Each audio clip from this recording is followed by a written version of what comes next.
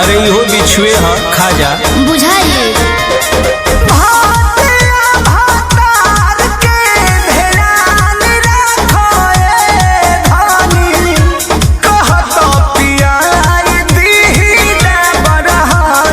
doctor से हमरा तो माना बा बिछुआ तो खाए के खाना बा नहीं साइड इफेक्ट न पैदा करी रउए जाना तनी गरमी में का हो गरमी में हो गरमी में मैदा फायदा करी हो गरमी में ओहो गरमी में मैदा फायदा करी हो गरमी में अरे खा लो कहतनी ना खाए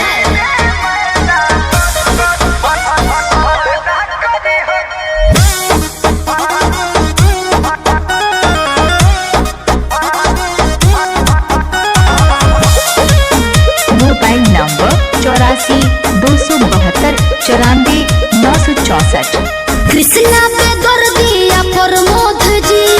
रहुआ